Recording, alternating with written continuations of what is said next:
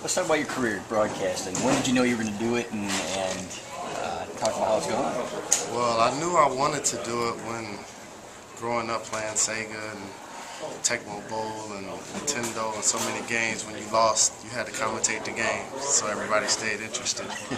So just taking that, a lot of people didn't know that that was my major at Michigan.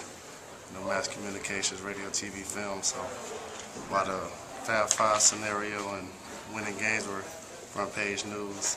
That was kind of the undercurrent to really what I was trying to get accomplished. Jalen, is it still a little bittersweet until Chris can come back in a couple of years at minimum, or how do you feel about that? You know, it's a process, and we're enjoying the process. We appreciate the process.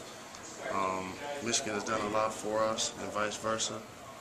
And I think it's only a matter of time to where we take a couple of small steps here and there. Before you know it, hopefully all five of us will be standing on the floor talking about the opportunity to really be embraced by Michigan basketball in this community.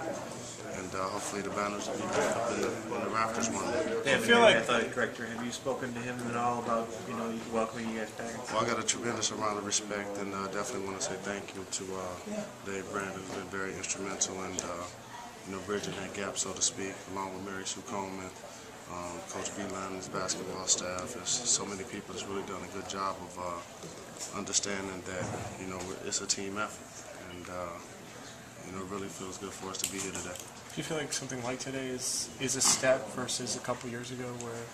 Yes, I do. But as I mentioned, it is a process, and we know that for the most part, what happens in January of 2012. So at that point, we'll see what type of dominoes start to fall. Did you try to get Juwan here? He's got an offer. He's a little bit busy. He's a little bit busy. He said Friday he didn't even know about it. He knew. He knew.